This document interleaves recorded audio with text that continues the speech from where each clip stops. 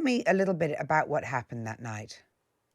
So it was just your normal night out. I went out with my friends, just to a city centre club in Nottingham, and I don't remember much at all. I remember putting my cloak in the coat room, or my coat in the cloakroom, and then going to the bathroom, to the dance floor, and I have a vague memory of me meeting with some friends at the bar, who I hadn't gone out with, if that makes sense. Mm. And And then how long had you been there, uh, in terms of before this happened? we don't know. So I arrived around 11 o'clock, and I think between like around 1:30 was when I had been escorted out essentially. Mm. My friends noticed that I was unable to communicate just out of nowhere almost. I stopped being able to talk, and then apparently I was trying to type on my notes app on my phone to them, and nothing was making sense. Then I was unable to stand up, and that was when staff told us we needed to leave. I think they suspected that I just had too much to drink. And after that, I was really violently sick in a taxi, and my friends could just tell it wasn't alcohol that was causing that. Apparently, I was screaming and then suddenly almost losing consciousness, then coming back round. So in the taxi, they phoned the ambulance to meet us at the house, where I became unconscious. And then I think by the time the ambulance arrived, they could just tell I was in a really bad state. And I spent around 10 hours in hospital, which I remember hardly anything of. Just And what made you think that you'd been spiked? Well, I honestly, because I don't remember much, it's very tricky. But when I came round, my first kind of memories are around 9 a.m. the next day in hospital, and my hand was completely throbbing. There was a bruise starting to develop. It wasn't developed to that point. And there was this pinprick, but I just thought maybe that's the hospital's doing, if that makes sense. Yeah. And then after talking to the nurses, and we were kind of communicating, it just seemed quite apparent that something had happened. They thought the way I'd reacting was in line with those people who've been spiked, but obviously the mark on my hand, I think I was one of the first people to report something like this, if not the first. So we were all just very confused, but clearly I don't know if you've seen the more recent picture of my hand, which I took later on in the day when the bruise had developed a lot more. Clearly something had gone on, and just from the way I was feeling, I couldn't stop shaking for 2 days after the event, really violently shaking. And It just wasn't alcohol. had you heard of spiking before? Yeah, so my sister actually suspected she was spiked in Nottingham last year with through her drink, but that's how I always thought it was. It would never have occurred to me going out that you could be spiked in the way that we're suspecting people are being spiked now.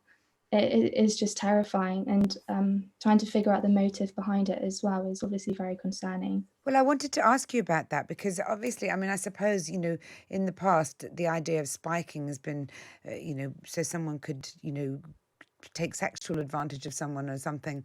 But that isn't what happened to you, thankfully. But do you think that's the motive, or what can the motive be? I'm not sure. Obviously, in a club, if somebody managed to get you on your own, they could easily just escort you out, and nobody would bat two eyelids. So potentially it could be sexual, but at the same time, clubs are very busy. It almost goes against itself.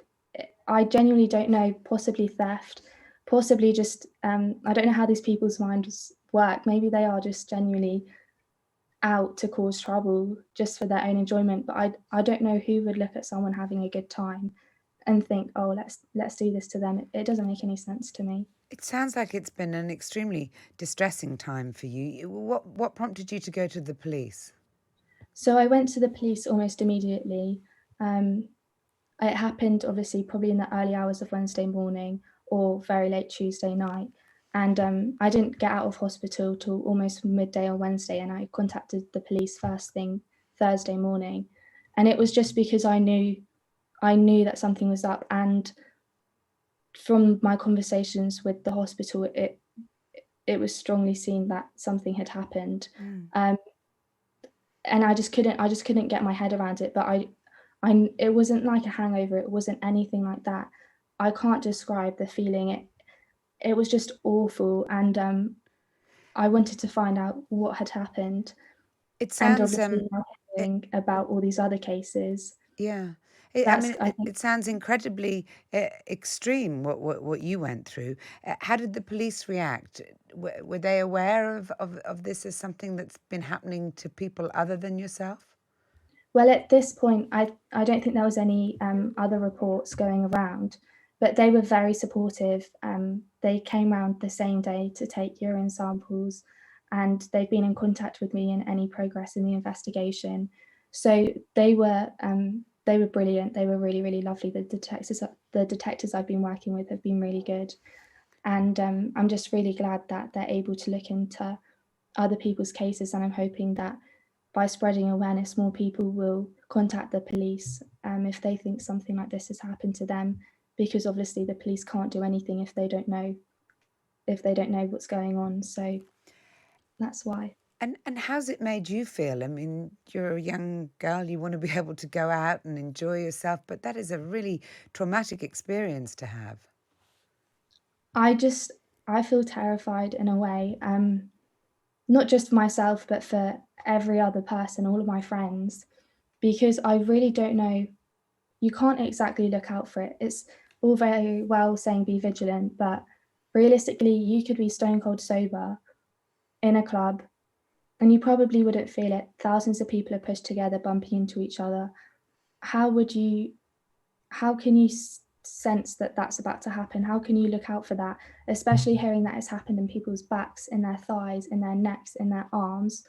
You can't have eyes everywhere. And it just completely destroys the whole purpose of going out to have a good time if you're constantly in fear of this happening. And the amount of cases which have been reported in recent days is just absolutely terrifying. What would make you feel confident about going out again? Definitely increased, well, for me, Hmm. it might contradict what you're saying, but the increased security, I think, realistically, if you're going out clubbing, I know some girls are concerned about potentially being touched by bouncers and things, but if you're going out clubbing, people are bumping into you and stuff. And when you go on holiday, you don't mind. And it's what rather would you go into a club feeling that it's unlikely something has been brought in, like a weapon or this, that, the other, or would you rather not be searched on entry and then potentially have an injection put into you? It just seems like a no-brainer to me. And then also just being more understanding. Not everybody is drunk. I think it's easy to look at a girl on a night out and just think she's had too much to drink. But I think it's really important that the bouncers and security don't just kind of chuck you outside with your friends. They check you're okay. They check you've got in a taxi. Um, all of this, it's very important. And also just allowing hospitals to communicate better with police. For example, I was quite surprised the police weren't called on my behalf by the hospital, but I think it's just they're not allowed to do that, if that makes sense. It has to come from the victim. But it obviously kind of gets in the way of evidence a bit, because the longer you leave tests, the more likely the drug is out of your system. So also just allowing hospitals to contact police if they suspect someone's been spiked. I don't quite know the regulations around it currently, but that I think is really, really important because, for example, I didn't have my phone and I didn't have a clue what had gone on. So leaving it up to the individual just means that a report's less likely to be made until a drug is probably out of their system in the first place. Can I just ask you both, finally, and maybe you first, Sarah, how you feel about the array of dangers that face you as a young woman going out and now in the 21st century? It's just very, very upsetting because we always see things and we think we've moved such a long way, which we have. But then these it might just be a few individuals and they can impact everybody. We are going out in fear in Nottingham now, and I think in many cities around the country, and that just should not be the case. You can surround yourself with a really healthy group of friends, yet it takes one individual to really put you at risk. There are so many health risks involved with spiking, especially via a needle, Mm. and it just really does make you think. Actually, I'd rather stay in. I would I don't want to go out as much at all. And that shouldn't be the case. It makes me not want to expand my friendship circle. It makes me just kind of want to stick to myself. And that isn't what university is about.